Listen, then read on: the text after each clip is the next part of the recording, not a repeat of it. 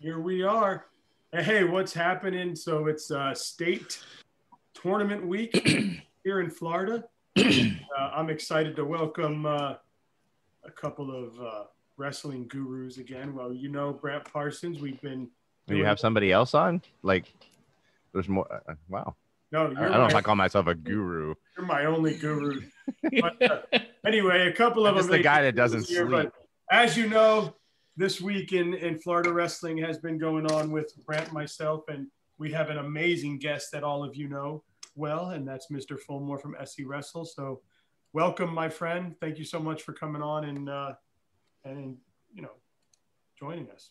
Yeah, no, I'm excited. It's been a very busy month for me. I know it's been a busy month for you guys, but I've been running around to Georgia and Alabama and Tennessee and everything else. So I'm anxious to see some Florida wrestling now. Yeah, you guys have frequent driver miles up there. Yeah, my driver miles have been crazy lately, but it's okay. We have gotten through the season, and you know, that's amazing given where we were in the fall. Yeah, I mean, I was talking to Rick Tribbett yesterday, and we were both just like, you know, we made it here, and I think that's kind of like just like the exhale. Everybody's just like, just get there and do it, because there are people that didn't think this could happen or would happen. Of course, he's like, listen, this is the FHSA's second biggest moneymaker. It was going to happen, but yeah, I mean, who knew at any point if we'd get here, and we are.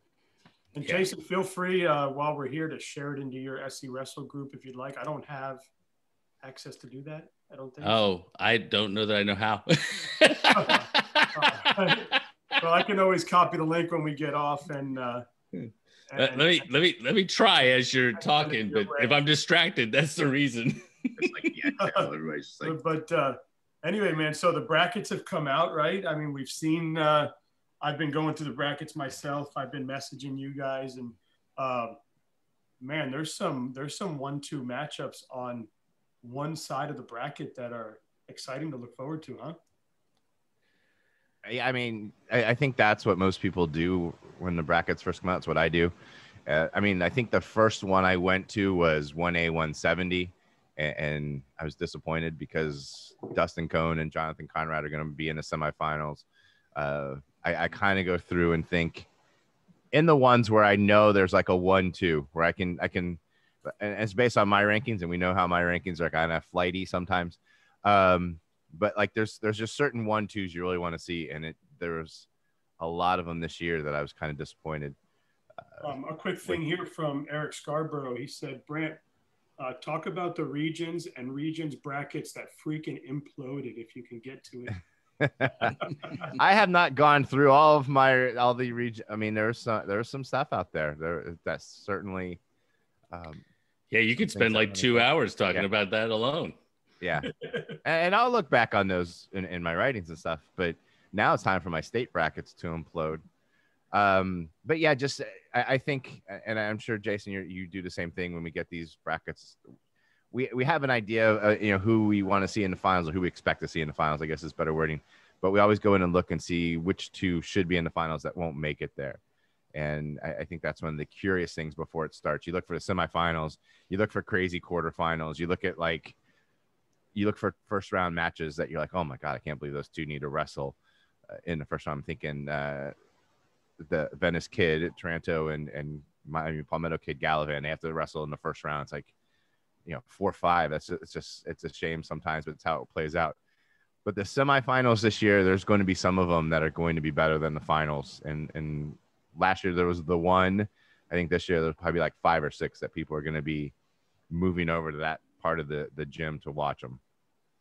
Yeah, so I agree. We it's one of those things that when I write the fans guide, I sit there and I look at it and I say, Florida doesn't seed, it's all done by formulas. And what that means is sometimes, because the way the formulas work out, you get the potential finals match in the semifinal. And if you don't know wrestling, and that most of the people who are sitting in the stands are going to know wrestling and know this information. But if you don't know and you're just watching, that's a match like Ethan Mohana versus Tom Crook, not to slight anybody on the top side of the Correct. bracket, but that is probably your finals match. Yeah. So, those are Mark Princess says, tell me guys which semis should be finals. Yeah, and you just did do it, so good for you. I mean, and to just echo real quickly what Jason says, we're not cheering for these to happen. I mean, certainly you have 14 other kids in all these brackets that could change things up. We're talking just the guys who have stood out to us all years, the 1-2s that kind of stand out with this. Yeah, and it happens. Soto. Go ahead, Dan. I'm sorry. I apologize. Scarborough just said Mohina, Crook, Mater, Rice, Soto. Some to talk about, but let me default to you guys. You guys want to go through? You guys want to start with kind of the 1-2s and what you think should be finals, or you guys want to start with your finals, or how do you want to take this today? Well, I haven't gotten to my finals in all of them, and you're what, through 2 of your fan guides that are up, and 2A will go up today, but yeah. And just so people watching know, he puts together fan guides. He puts them together faster than my stuff comes together. But you can check his stuff out. And then Wednesday night, Shannon Heaton, who's North Florida Mat Men, he and I have for 4 or 5 years combined for a super duper state preview, and that'll go live hopefully tomorrow evening. And we make predictions for top 6. We both pick out 2 first-round matches to watch this year. We're picking out a potential match to watch if brackets play out how we see them, and then we write a little bit of how we came to those picks.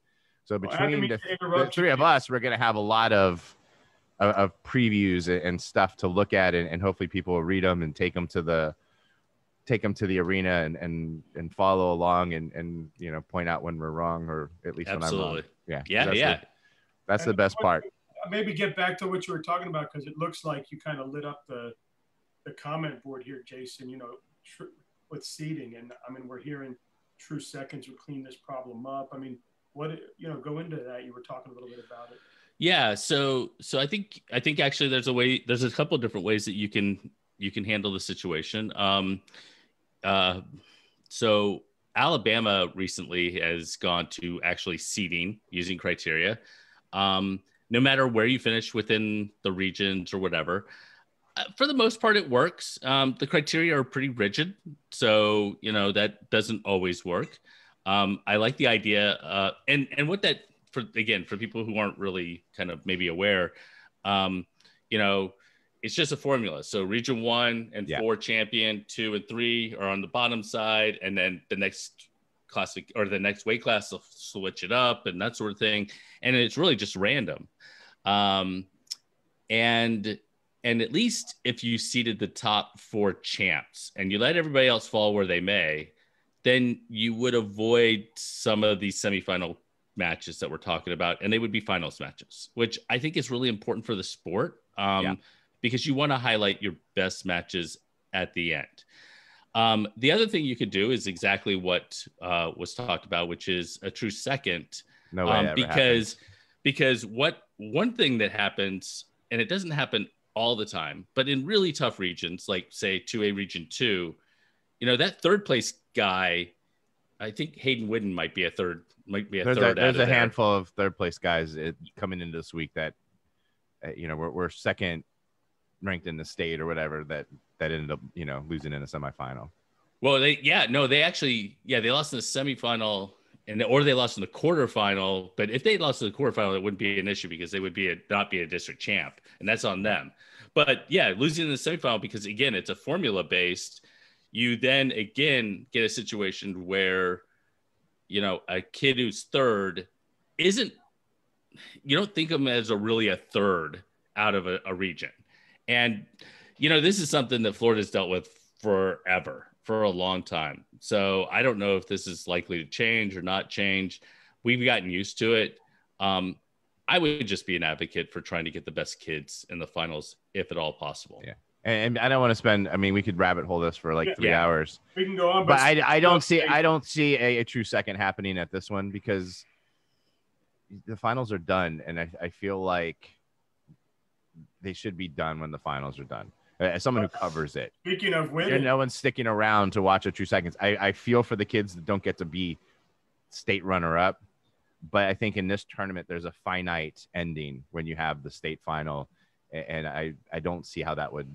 I think they're talking about a going true to- second in region for I thought, okay, I didn't know if they were talking about true second at state. In region, you could possibly do that. I mean, but until you start I think the only answer is seeding. I don't know how you answer that. I don't know how you come up with a formula for that.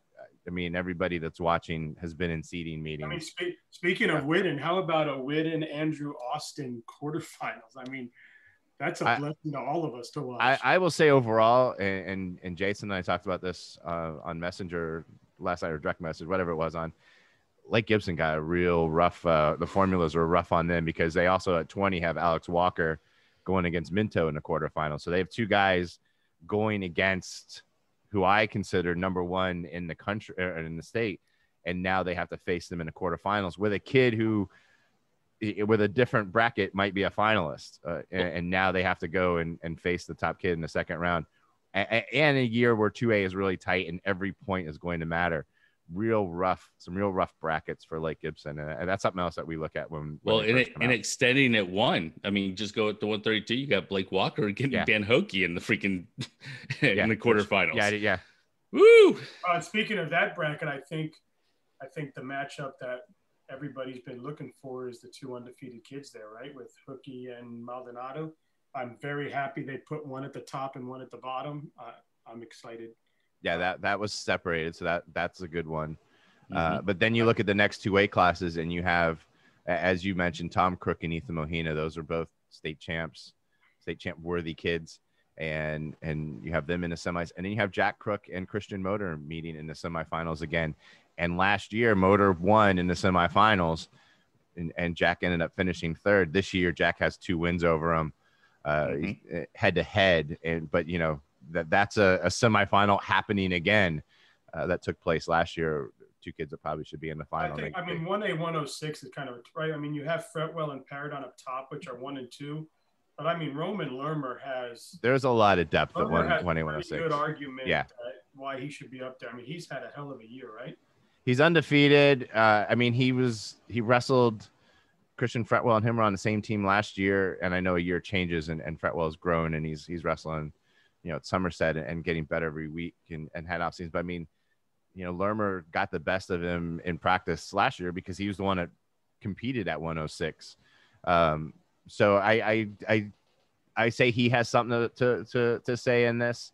He hasn't wrestled as many, you know, the names aren't as out there for us to really tell. You know, he hasn't wrestled those guys. He hasn't wrestled Fretwell this year. Hasn't wrestled Paradon, but certainly. You have the 1-2 at the top, but Lermer he's one of the ones that's really. I have a few that I just haven't seen enough that are interesting to me. He's one of them. Yeah. Would another 1-2 matchup be the Arnold Thompson guys? Oh well, yeah, that was the other one that stuck out to me most in 1A. Right, Jason. I'm sorry. No, it's okay. No, what I was going to just say was, so for me, 1A 106 is that. It's a little more unknown. I think what we're talking about, for me at least, is the egregious 1-2 matches that are happening in the semifinals. Like the ones where you're like, you know, these 2 kids should be separated. If somebody beats them, and that's just the way things work. But and not to take away from the region champs on the other side or something along those lines, but I mean, you have 2 nationally ranked kids or 2 kids at that level who are going to hit in the semifinals. That's tough. Everybody else, I'm good. Let them wrestle. Yeah. But Arnold Thompson is one of those that's like that. You Mason Arnold, Chase Thompson. Mason Arnold undefeated this year. Chase Thompson's only losses are a sudden victory loss to Arnold back on the first weekend of the year. You saw it. Right. And he has a loss to Dedrick Marshall from Miami Southridge. And that's it. Those guys, you look at 1A 220, those are your 2 best guys. And there's nobody out there other than maybe a parent or a fan that's not going to, like, if we were doing brackets, like bracketology, everybody in the country would put Arnold and Thompson facing each other in the final if they were separated. And now they're in the semis. And yeah. And the same thing holds true at 1A 170 with this, what you said with that. Although, you know, Raynard Thomas is really, really good. Really good. I still want to see But you've got Cone. a 3-time state champ. Right. I want to see Cone and Conrad separated. Yeah. And then if Thomas beats both of them to win a state title, that's fantastic. Yeah. I mean, you have 3-time state champion Conrad. The only guy that's beat him in the last 3 years is on the same side of the bracket. We all wanted to see that third match under the lights. I know Cone's got the best of them twice this year. And I want to talk about another weight class, but real quick, Scarborough and Prince, they've all been chiming in here, and Avramitis. But a few guys that are getting mentioned here is I see here. Let me see. I'm sorry. They all keep coming up here. Christian Vasquez from Killian is getting mentioned here. Yeah, he's really, Joel Rodriguez really is getting mentioned here. So a couple of guys that are getting mentioned in the comments. What's your opinion on those two guys? I mean, I've been hyping up the Killian kid. I'm trying to think. Let me see where I have him ranked. Killian, listen, this is the hardest year that I can remember doing this because so many counties did not compete like they normally would have. Yeah. And you have people that haven't faced each other. And you haven't really had a lot of spreading around. I mean, Vasquez is Miami Killian. They wrestled basically tries and quads all year. And they wrestled GMAX and in the postseason, but like Killian didn't come up for any events and we didn't really see a lot of him. He has a loss to Guzman. He's beaten Acevedo. He's beaten the Southridge kid who's really, really tough at 106 a couple of times. He's a tough one to figure out just because we haven't seen a lot of him. But what we've seen so far, he's a region champ. He's a district champ. He's certainly someone to watch out for. It's that comparison thing that we do. If you're in the rankings business or in the prediction business, and it's tough to make those comparisons. That's why I keep saying we haven't brought it up yet, but like 26 in 3A where you have Dante Regal, who's a Fargo All-American. He's a move-in. He's 14-0, I think, off the top of my head. And we haven't seen him really. He hasn't come south. He wrestles at Sandalwood. It's not a traditional huge power up there. He dominates everybody he wrestles, but I'm still trying to wait to see where he fits in. And we're going to find out Saturday morning, possibly, because if he wins and Dylan Sparkman wins, they're on top. They're on line to be in the semifinals.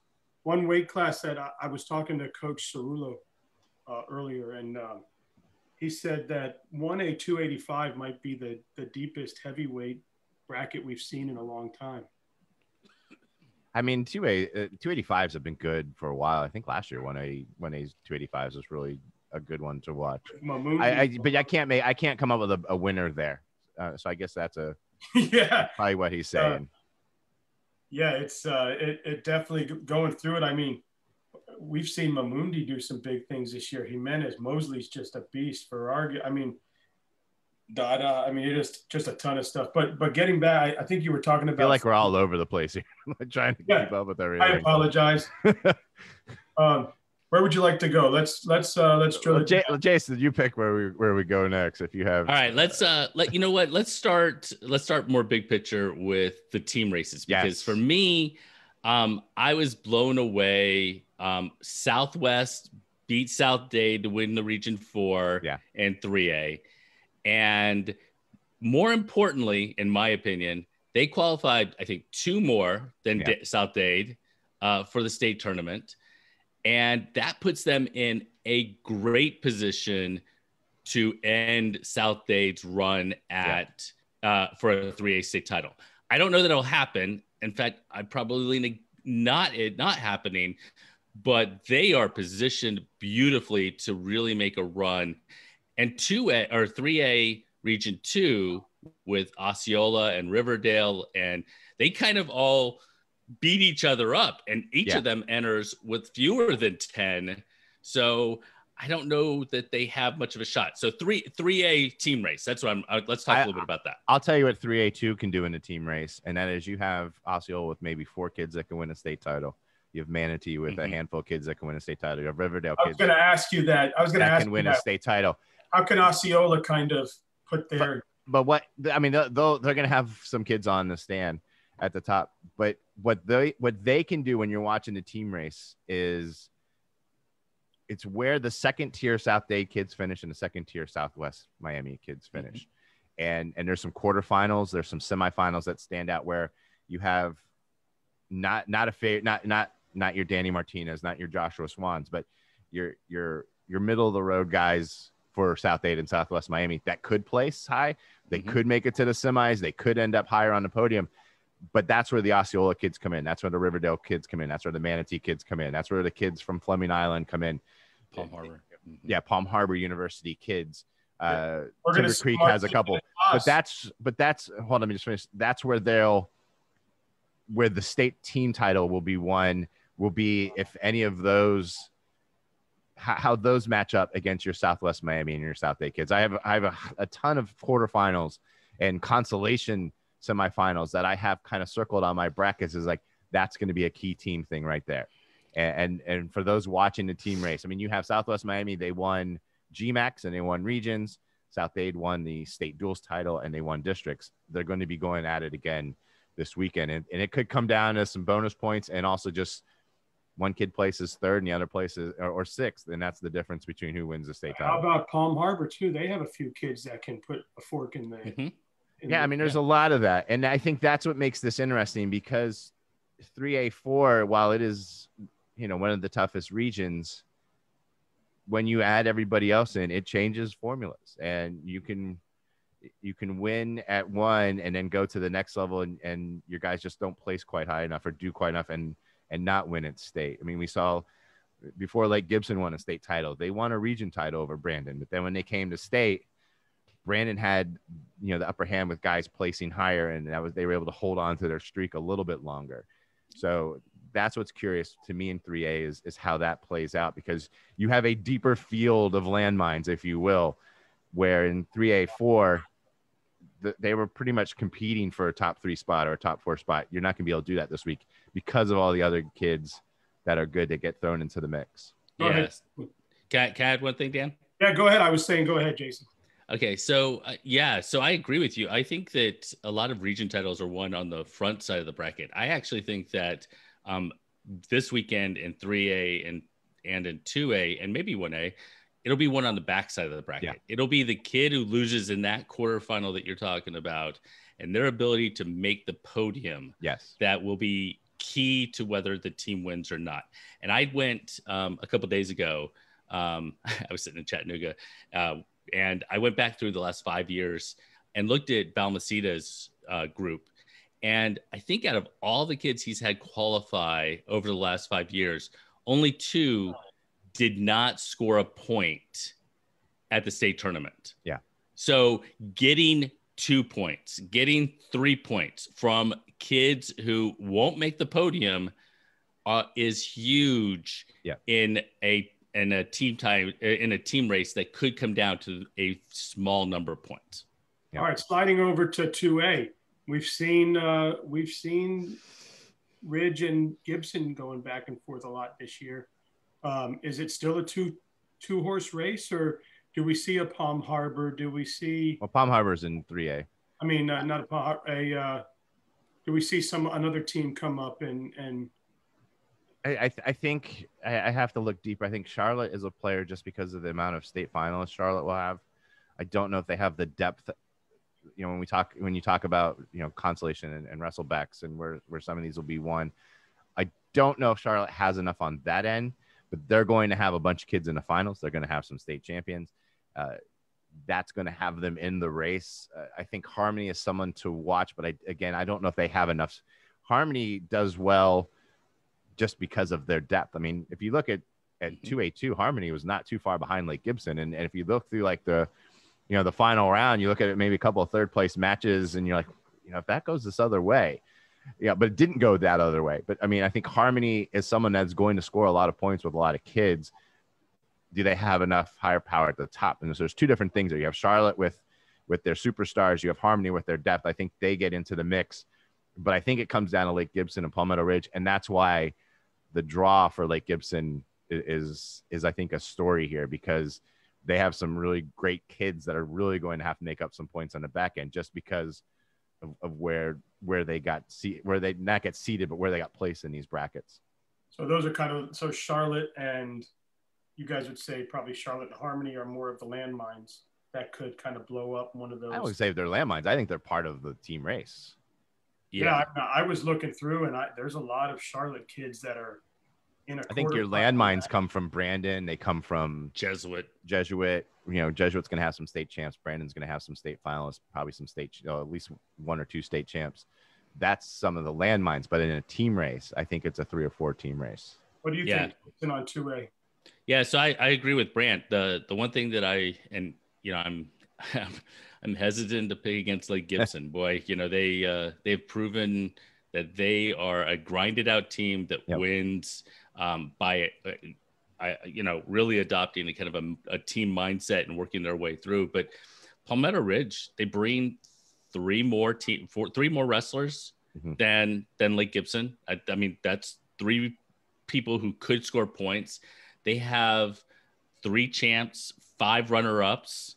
Lake Gibson has 3 champs and 2 runners-up. And one of the things I did with the fans guide was, kids who, as you fall on that region podium from 1st all the way down to 4th, the chances that a 4th place kid is going to find a way onto the state podium and thus score a significant amount of points is not very high compared to a kid who's a region champ. So, finishing high at regions sets you up to make a run at state. And I think that Palmetto Ridge is in position. Now, what Brant said, Harmony and Charlotte and Southridge and Jesuit and Winter Springs and Brandon, and these teams will all be there, and they're all going to have an impact on what happens. But if Palmetto Ridge stays focused and is able to work their way through, and Gibson with the draws that they got, if they're going to win, they are going to really have to battle on that backside. And I will point out, just to echo something you said earlier, never count out South Dade, never count out Lake Gibson, because and Vic will give nobody will praise Southwest Miami more than Vic will, but Vic just has a way of getting guys ready. There'll be a kid in the finals for South Dade that we didn't pick. Happens every year. On the same token, we've heard Walker praise the growth of Palmetto Ridge and what they're doing over there. And just on a side note, there's a young lady at 2A 106, Jasmine Gadines. I have her coming on today. Yes. She was the only girl to make states last year. I believe she's the only girl to make states this year. Yeah. She was overwhelmed last year. Her goal, she said to me, was to get back and get just a win. And I think she has a shot. She got a pretty good draw there. And then she would have Nardini in the second round, which is going to be tough. But just shout out to her and kudos to her for wanting that and getting back there. And I have her coming on tonight. I'm sure she'll talk about it. But shout out to her in 2A. And she spent some time working in South Dade's room, because I know she wrestled with the girls, with their girls on a couple of trips early in the season. So she's put in the work there too. Yeah, and back to 3A, I believe. Goog and Manatee's got some kids that could end up. Absolutely. I mean, there's so many. It's tough to not name everyone, but Manatee has some kids that'll be competing for state champs, obviously. 3A 120. Just before we go to 1A, you have Cooper Haas, you have Danny Martinez, you have Noah Waddle. Those are all 3 state champions at some point in their high school career, all in the same bracket, which is just insane. Yeah, and obviously, we can talk about a lot of those matches, but since we're doing the team thing, the one race that we've been watching all year, because Lake Highland Prep is now not there, so we've seen these 1A teams just be super hungry to get their state championship, and we saw Somerset win the duels. We've seen how well Palm Bay is doing. Is this a Somerset Palm Bay race? Is there someone else in there? Are there landmines? Do we see ADH, American Heritage Delray Beach, come up on this among some other teams? What's your opinions? I've gone first on all of them. Do you want to go first, Jason? Sure. I can take it. I'll let you do it. No, I mean, you know me. I love to talk. You love to talk. No reason to fight. So yeah, Dan. So for me, Somerset and Palm Bay each qualified 12, which is huge. I lean towards Somerset, especially after watching them in the duels, but Palm Bay won 7. They won 7 region titles. They finished second for 3 kids finished second. Okay. That means 10 kids in theory will walk in being favored in their opening round match. Okay. 10 out of 12 wins in the opening round would be huge. That would be really, really important. And I think it would be, then it would come down to some of the things that Brand has talked about in terms of, those quarterfinal matchups and those semifinal matchups and who wins at this point and who wins at that point. So I think it's Somerset, but Palm Bay is going to be in the hunt. But I will say, look, you got Jensen Beach, you got American Heritage Del Rey, you've got Wakulla, you got Lemon Bay, you got Cardinal Gibbons. You got tons of teams that are going to have an impact. Right. And each of those teams have 8 or 9 kids. So they're not out of it either. But chasing 12 is different. It's hard. Yeah. And those teams are missing a couple guys for injuries and a couple kids that didn't compete to get through, and that hurts them. I think they'll have an impact, but this is a Somerset race with Palm Bay, the only one that can catch them. And I'll piggyback off what you said, Jason. It's going to come down to how long can Palm Bay kids stick around. They have a couple of kids that are going to be wrestling for a championship, but it's that second tier, and Palm Bay, I think, is the deeper team as far as getting kids on the podium. Somerset has a lot of kids that are going to win or be in the finals. And so it's going to come down to how many of those 12 Palm Bay kids win that first round. How many of them can maybe step up and win the semifinal? Because that is it's huge to get to the semifinals. If Palm Bay can do that and keep the point pressure on, get some points on the wrestlebacks, then maybe they're in this. I think Somerset's your favorite. I think if there's one clear favorite going into the weekend, as much as there's a clear favorite, it's probably them. But Palm Bay has the depth of horses to compete if they can all wrestle up to their potential. And looking through the bracket, you can see where Lemon Bay, who is OASI? Oasis. Sorry, Oasis. I'm getting used to all these names, but Oasis looks like they've got some landmines that could blow up some things. Tenorock has a couple of kids that I think can probably make a run, but you see a lot of these. If I'm predicting brackets, you do see a lot of Palm Bay, Cardinal Gibbons, Somerset, Lemon Bay, American Hair, like that right there in the semis. And the other thing you don't see on any of those is LHP, and that's what makes 1A, I think, a lot of fun this year for those that want to see a new team come up. And you don't have any sure things in some of those weight classes, and that's gonna be fun. Yeah, and they're all, like you guys said, the 1s and 2s being at the bottom half. I mean, there's a lot of 1 and 2s in semifinals there that I think are important. I think Rocco Senia, Palm Bay, Tyler Reeve of Florida High in the top half of the bracket in 26 is something to watch. You're going to have a matchup at 52, Darian Estevez, Jack Dinberg. That's a 1-2 Somerset Palm Bay. Estevez won by a major decision at state duel, so you have to think they have the edge there. You have the 70 and 220, which aren't team race ones, but they're interesting to watch. And also something that I'm keeping an eye on, since you brought up Oasis, you have Matthew Rodriguez from Ridgeview, and you have Nick Clay from Oasis. And talk about someone we just haven't been able to see, who's dominant. He made the finals last year. Matthew Rodriguez has not competed in some of these tournaments that we've seen everybody else in. He's 53-0. He pins everybody he wrestles, but I'm still trying to get a feel for him. He was a finalist last year, so I know he's really good. But Nick Clay has some hides that on his hanging on his wall that he's skinned this year. That's an interesting semifinal to me. You talk about getting tested. That'll be the first time Rodriguez gets tested. I think he wins. He's my pick. But I'm curious to see now when he gets into that semi and final where there's going to be some talented wrestlers waiting for him, how that plays out. What do you guys think? Maybe you go, Jason, or whoever, but I look at 1A 195. Is this a Cody Talshahar final, or do we see somebody else in the mix there that could, like a Tyree Smith who's undefeated, or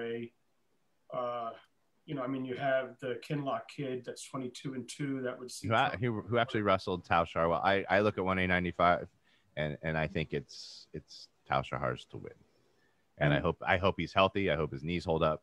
And if he is healthy and ready to go, I think now is it that's one of my I've already written him down as number one. Before the brackets came out, I picked him to win that one. Is it Cody he faces?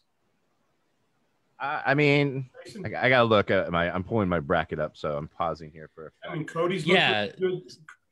So I mean, look, the truth is that the safest bet is a kid who has won a region title, who has wrestled some of the best around, making their way through the bracket and into the finals. And I mean, what I just described is Cody. I mean, I don't know that he went and wrestled at the knockout. So did Tal Shahar. They've wrestled some of the best kids, not 1A kids, not just Florida kids, some of the best kids around. And you got Micah Purdue up there. You've got Tyree Smith. You've got other kids who have good records, and they have wrestled some good kids. And I'm not saying that they can't win. I'm just saying that if you're looking at it, you have a tendency to default to the kids who have been in the 3-2 battle and the semifinals at the knockout and have shown that they have an ability to beat anybody around. And I think those are the two kids that you're talking about. And Cody and Kinlock actually wrestled in the quarterfinals in the top half, which is interesting to watch in that one. Yeah. Yeah, that's what, and I know, I know Cody has, I'd imagine he's drilling with Cone a lot, and that's got to help, right? And I'm sure Tal Shahar's got some horses in his room. It's going to be cool. It's going to be fun to watch, right? I mean, I wish them both luck. Both good kids, both good families. Yeah, I guess we should have done our disclaimers at the start that we aren't cheering for any of these guys we're talking about. I mean, you can still come up to me as many have after they've placed higher than I picked them and point it out. But there's no malicious in anything that we're saying, and we're not cheering for anybody out there.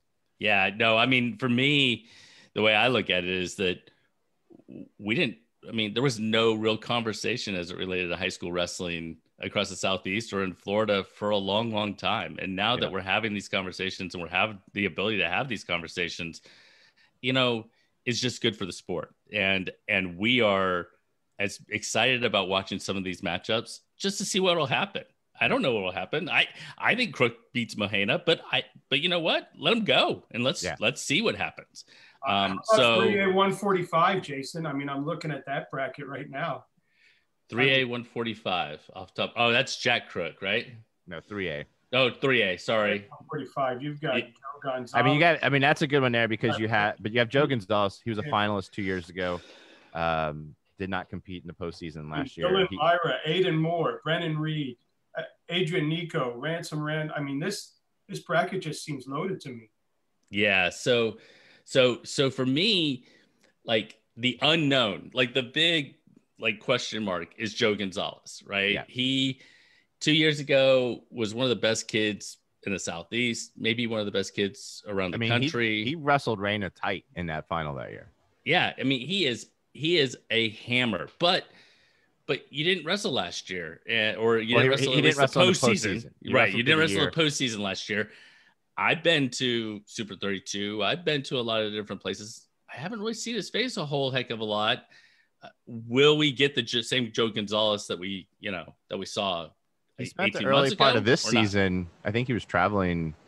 He was with Lake Highland Prep, right? With the CFWA group. Yeah. And then kind of really settled into Winter Park's schedule towards the end of the season. He beat Den in the offseason right before the season started. Oh, he did. They wrestled in a duels not too long before the season began. So, I mean, he's been able to compete with these guys. Those are the two I have in the final there, but there is a depth to the podium there that's going to be fun to watch. Yeah. I was looking at that. Now, Kim Brown just asked you guys, 3A 170. What's your thoughts? 3A 170. Oh, so again, I have a tendency to defer to past accomplishments, I guess. Josh Swan won a state title last year. I don't know how Josh isn't the favorite at 170. He has a win over Joyce, who I actually have ranked second in the state. Yeah. Kevin Finn's had a really good year for Fort Pierce Central. I think that's interesting to watch there. Hunter Brown, I'm sure that's why they're asking the region champ out of Creekside. I have him making the semifinals, but Josh Swan, if he's on, and as we said, Vic has a way of getting his guys on when it comes to this weekend. Athletically, technically, I think he's easily the one to beat, and I don't know how anyone tops him.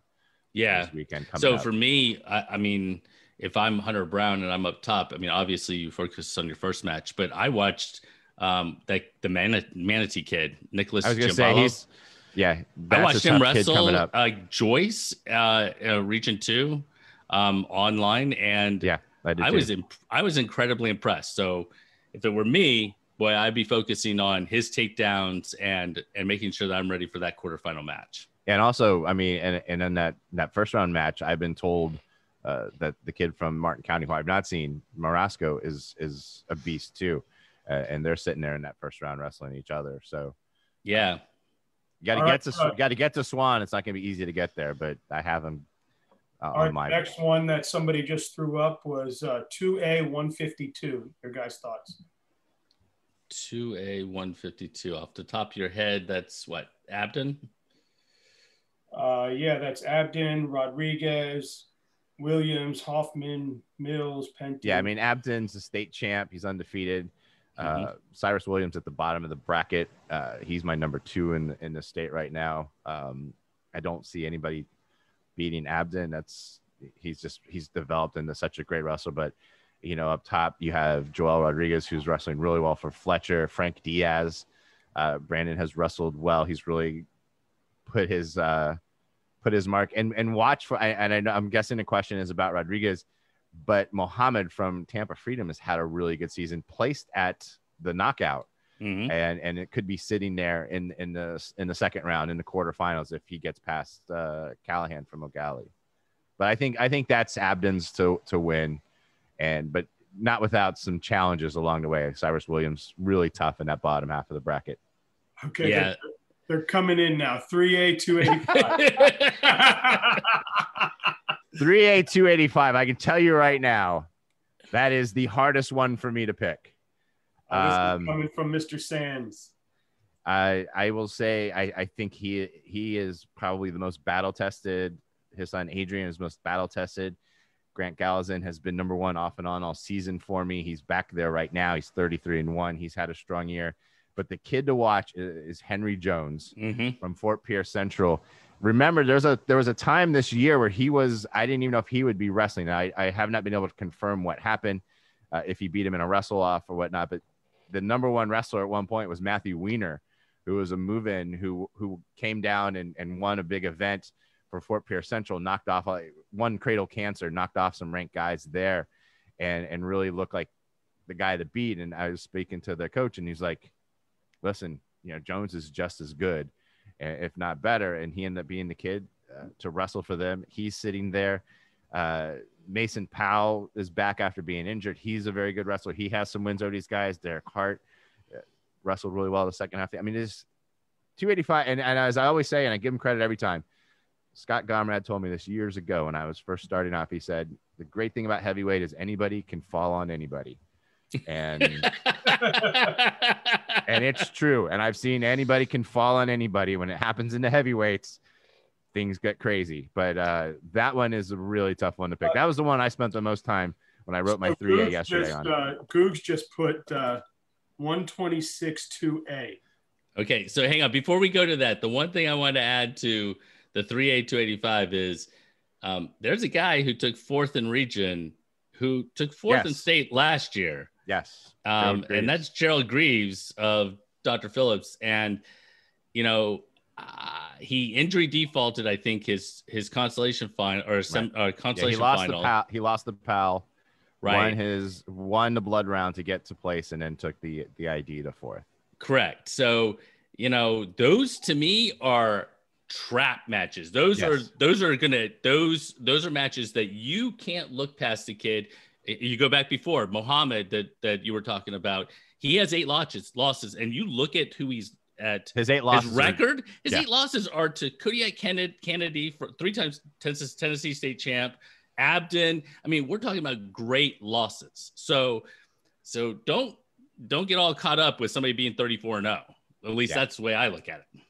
I'm sorry, Dan. What were you saying? Where does Goog want us to go? We were done or not yet, but my man Gata says 126-2A, and I'm not going to lie, I did stay on that bracket for a while looking at it. It is pretty. I mean, Braden Basile has 2 close wins over Andrew Austin this year. One of them was at the knockout. He's beat him 6-4, 8-3. They're on separate sides of the bracket.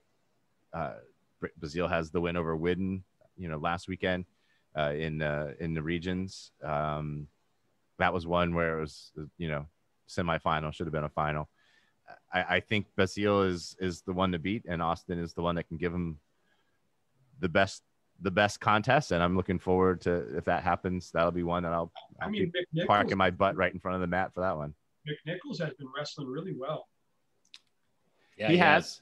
And certainly can be a player, but the levels that Austin and Basile wrestle at, and even in Whidden, like just that step behind. I mean, I think they're just a tier above heading into this, and I fully expect them to meet up in the final here. I'd be shocked if that didn't happen. Is that one of those matches you guys look at that can affect the team race? You look at for Charlotte, certainly, because they need as many state champs as they can get. Yeah, because right there you look at an Austin-Whidden matchup right there in the quarterfinals with a Charlotte Lake Gibson. That's one of those matches that can decide. Absolutely. I mean, it can go a long way, but for Charlotte to compete with Palmetto Ridge and Lake Gibson, they need to win state titles, and they need to win a lot of them. They have a lot that can. He's holding up the fort. They need to win state titles, and this is one of those ones that would go a long way. How good has Zone been from Vieira? I mean, I have not seen much of him, even though he's in my county. He's 28-0. He's 20-0, but he doesn't have a huge resume. He did beat Charlie Armstrong from Okeechobee in the finals of the region, who's a tough kid. But we have not. Vieira was not able to wrestle anybody outside of competing counties this year.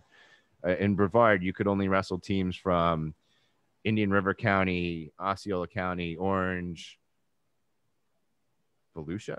So they were limited in who they could compete against and who could come here and compete with them. We've got 9 minutes until your wife get on a call. So going into these last 9 minutes here, what do you guys want to touch on? Do you guys want to talk about sleepers, who matches to watch, weight classes to watch? I don't know. What you guys? I'll start with you, Jason. You want to take the floor?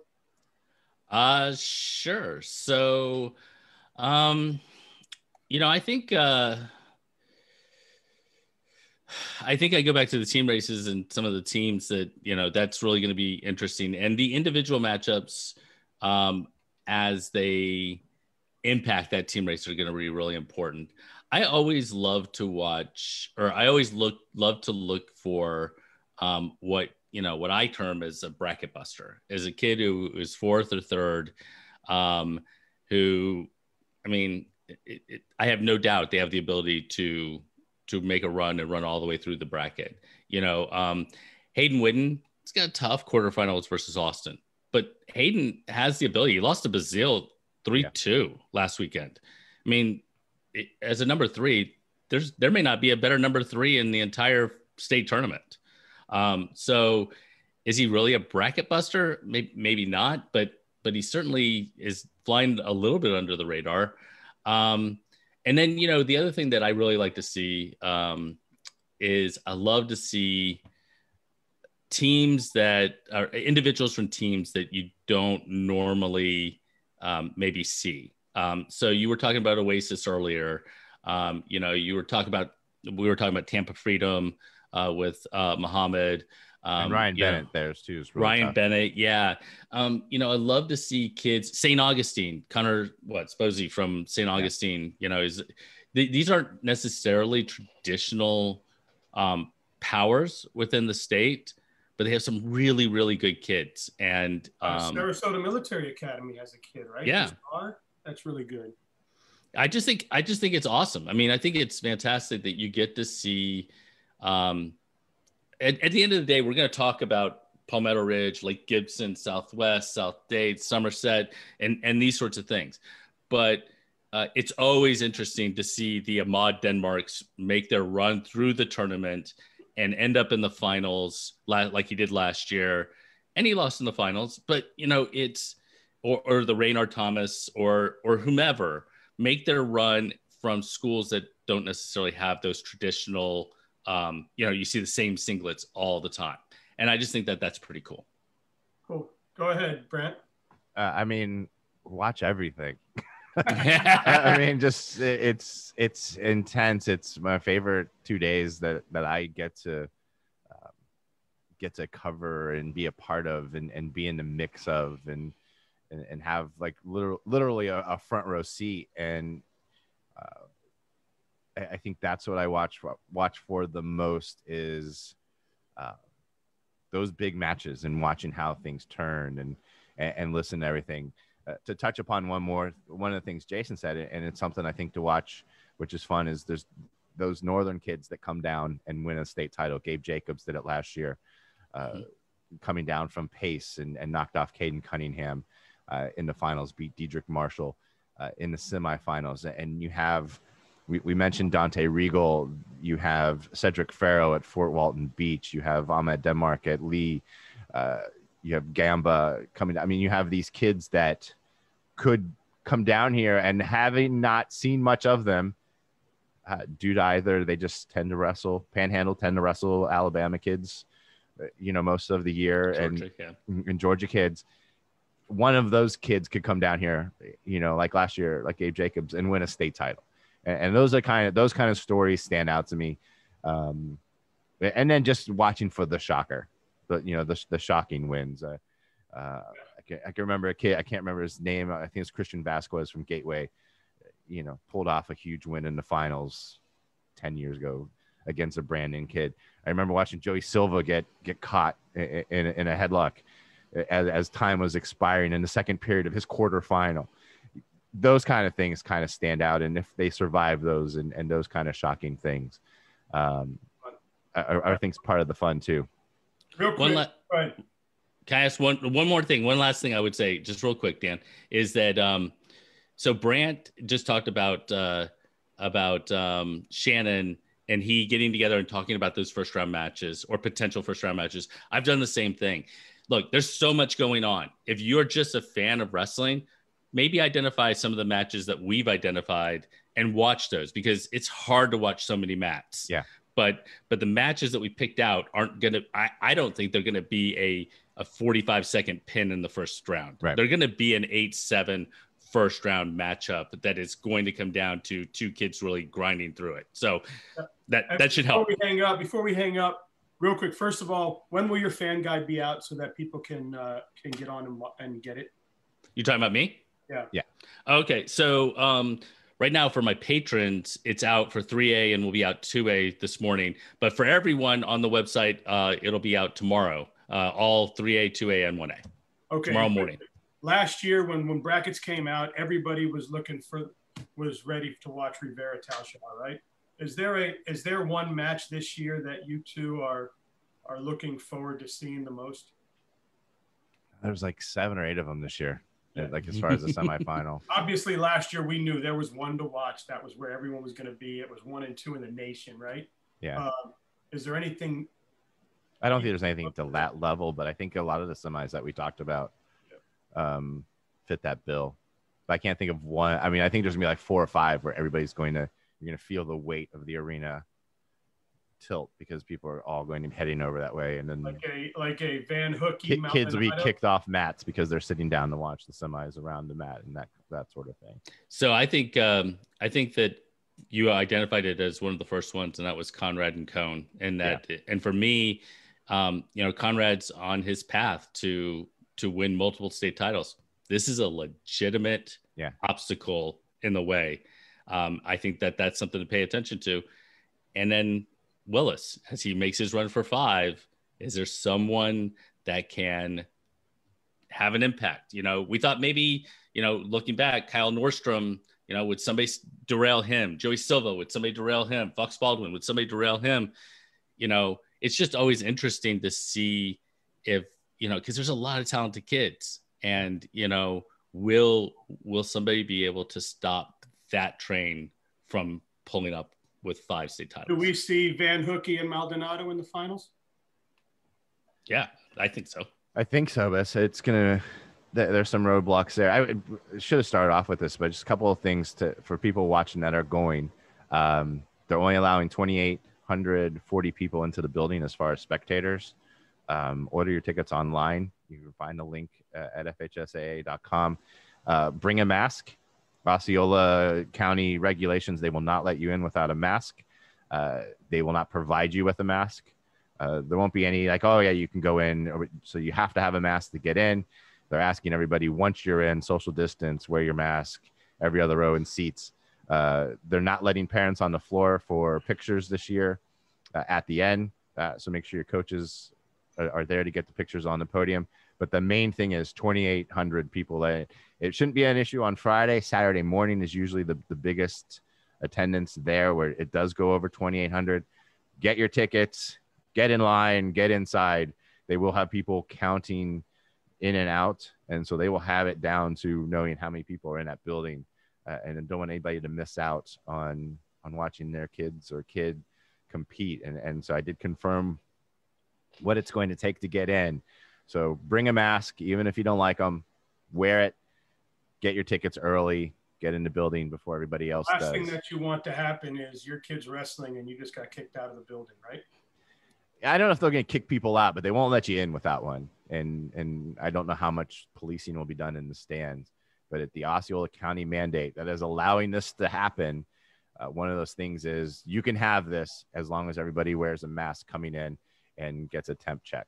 Well, but I think the tickets thing is even more important. Get your tickets now. I know a lot of people show up on the day of and buy the tickets, and the lines are there. Try to get them ahead of time, and so you can get in the building, because they will cut it off at 2,840. And it is being streamed, though. So if you do happen to miss it, you can watch it on track. They put the numbers together, too. I had Tribbett on 2 weeks ago, and he said that, look, we've looked at the numbers for the last 5 years of how many guests we get, and it's right around what the limit is, so we should be pretty good there. But yeah, touched on that. And get your fan guide from Jason. Yes. Look at the top 10 that Brant just put out. Good luck to all the coaches, all the kids. And I have previews too coming out Wednesday night. Shannon and I combine the effort there, so double your fun. Well, thank you. Yeah, I mean, read different perspectives, Yeah. See who you agree with and who you don't agree with. It's helped me getting to talk to you guys and having you on, and just getting to become your friend too throughout this. I don't want to speak for Jason, but I'm going to. But I think what we do is what we're trying. I mean, he'll agree with me. What we're trying to do is make it just kind of bring more attention and make it more fun for people to follow.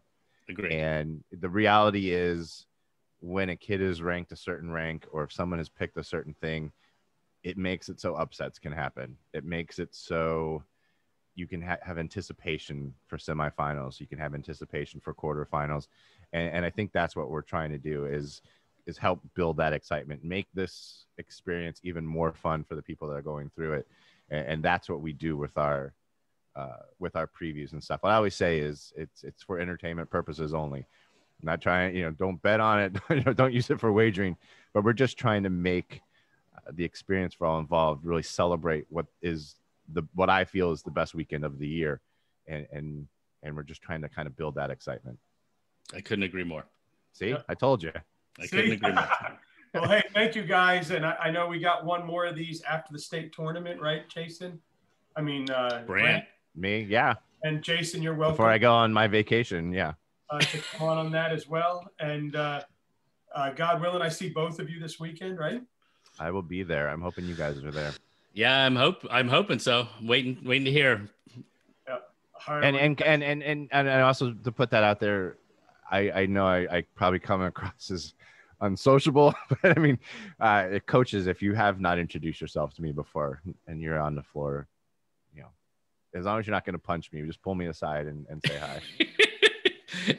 And if you are going to punch him, let me know ahead of time so I can wait video until it. Yes, I want to be there with my camera so we can see this take place. Yes. But All yeah, right, so guys, take care. looking Have a forward to great it. week. I'll see you this weekend, and good luck to all the coaches, teams, kids out there. Everybody. Go get what you've worked for. Absolutely. Thank you, guys. See you. See ya.